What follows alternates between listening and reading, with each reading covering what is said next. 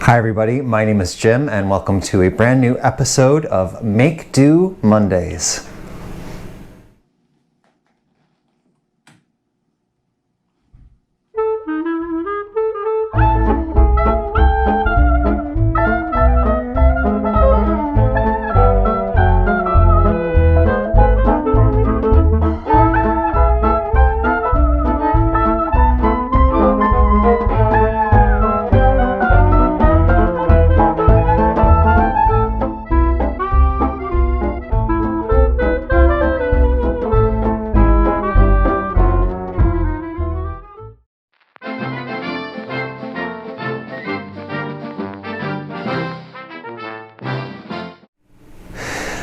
So I just want to give you a little introduction to what the series is going to be all about. I know the key is kind of in the name, Make Do Mondays. However, there's going to be much more than just making do and mending things.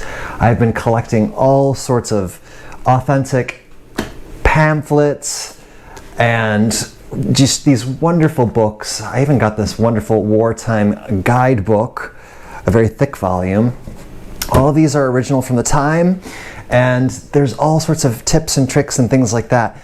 And not only am I going to be doing things like that, but I'm also going to be doing things in the kitchen. So when it comes to preserving your food, okay, there's also recipes from the wartime, etc., etc. It was all about making things go as far as they possibly can, skimping, saving, cutting corners, getting the most out of the things that you already have so that you can, survive, essentially.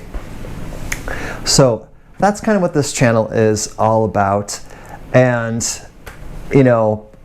I've heard stories and I've, watched documentaries and read books and all sorts of things.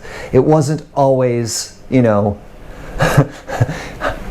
I use the term, romanticizing it.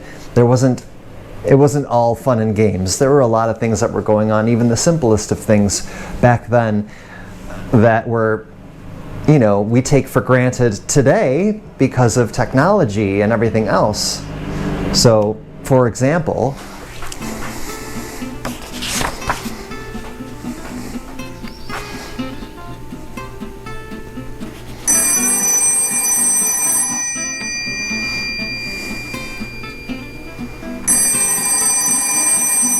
ugh, I really don't want to talk to this person. Gotta love caller ID. Shows you exactly who's calling and whether or not you want to talk to them. Back in the day, though.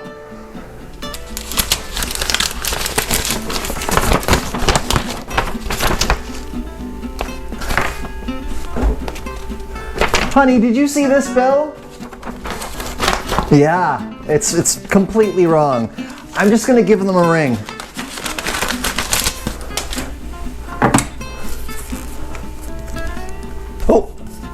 Oh, sorry. Do you know how long you're gonna be?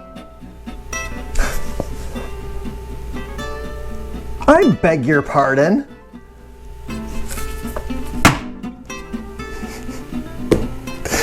I used to hear stories about party lines all the time. For those who aren't familiar with party lines, way back in the day, you used to share a telephone line with your surrounding neighbors, and you basically had to take turns. If someone was using it, you obviously couldn't use it. You had to wait for the other person to get off. So, technology. Here's another thing.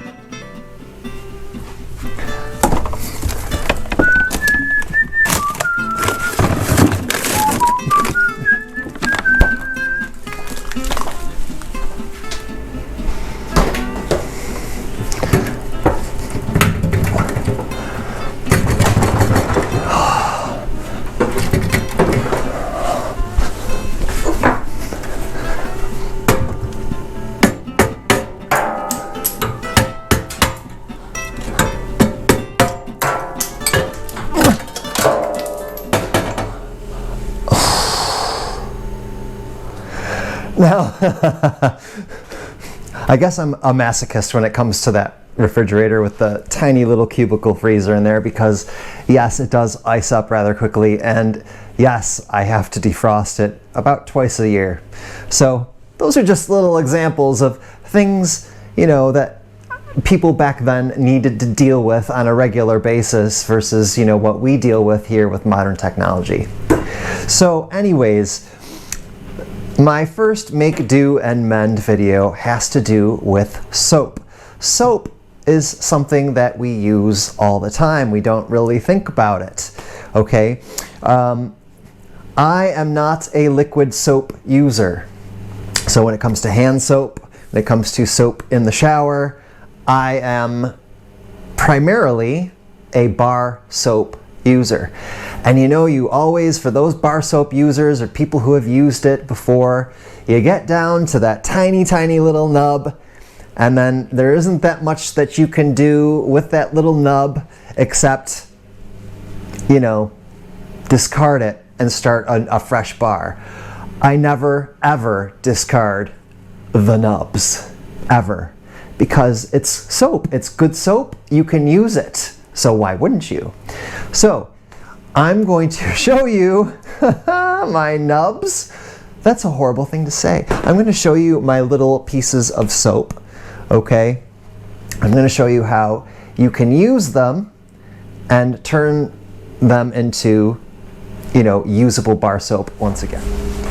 So I'm here at my kitchen sink, and the only things that you need in order to do this is going to be a pan of some kind, a small basin, okay, a towel, an old towel, or it could be a washcloth, it could be a piece of muslin, could be anything like that, and then your little nubs of soap. Now, I primarily only use two different types of soap, of bar soap.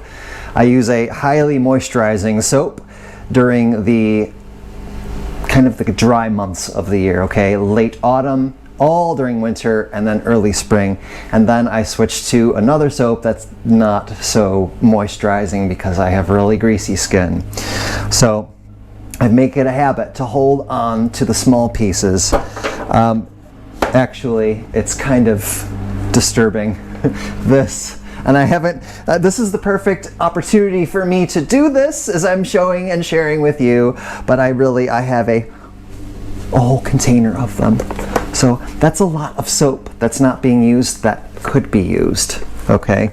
And I will take care of these. But anyways, so what we want to do, get the hot water going. You need really, really hot water for this, okay?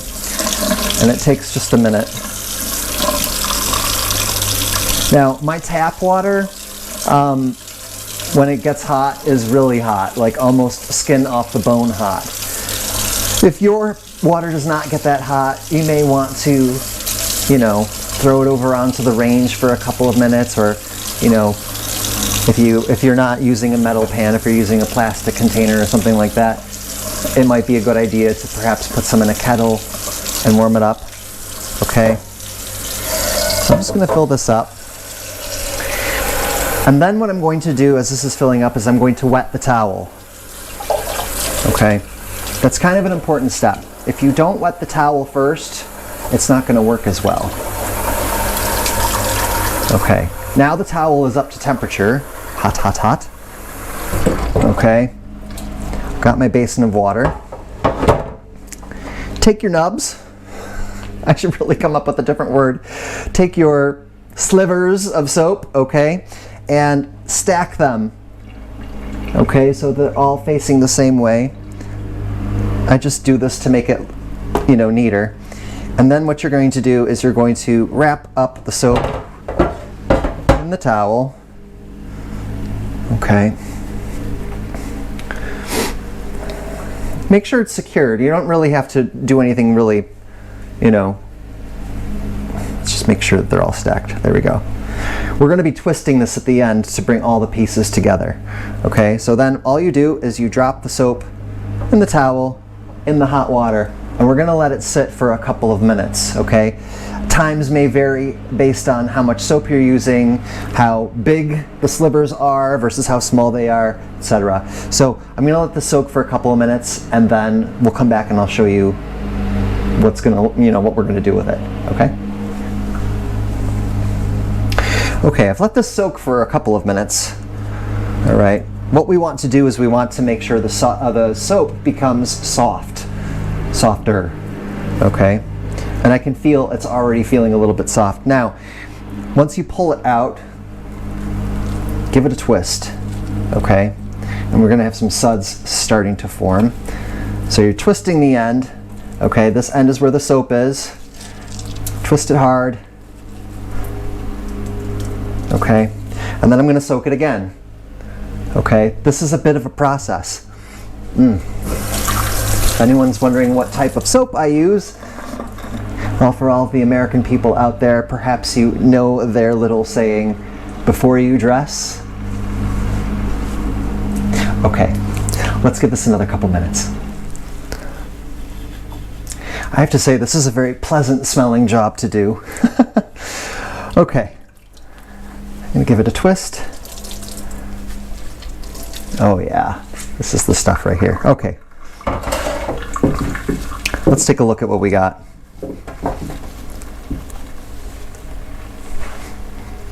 Look at that, it's a bigger bar. Now, I could stay with this, okay?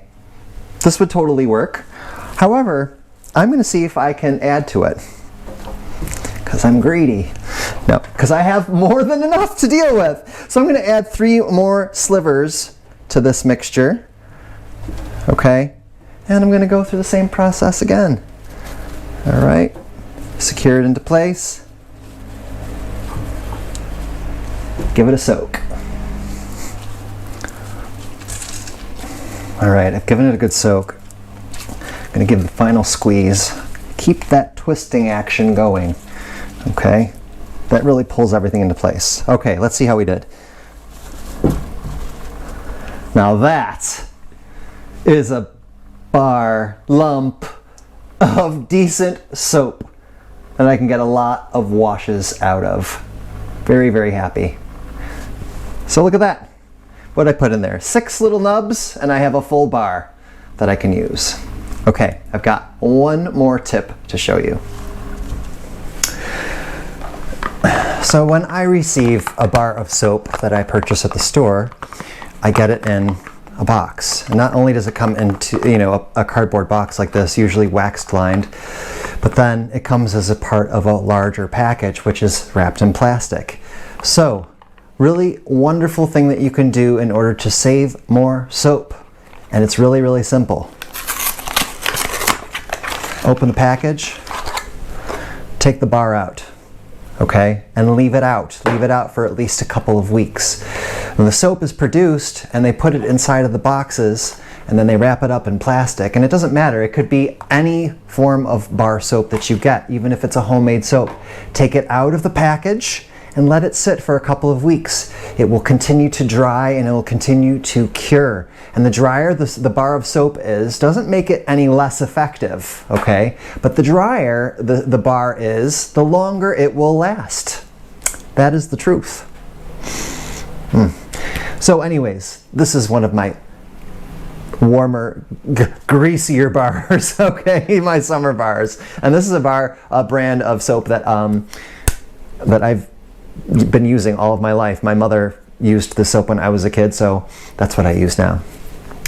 So, speaking of my mother, this is nothing new that I read in a book or saw on a show or read on a blog, okay? This is something that I learned from my mother. She's been doing it for years, okay? Except the bath soap that would be in the bathtub or the shower would go into the soap dish on the sink, on the basin, in the bathroom, and she would just continue to mold them together with her hands, and that's, at the end of the day, you can totally do that. That's totally fine. It doesn't have to be the same type of anything, of soap. It can be all different kinds. So I really hope that you guys found this video to be helpful, and it's really fun to have this new series started, and I'll be back very soon to give you more, hopefully, helpful hints for Make Do Mondays. So long.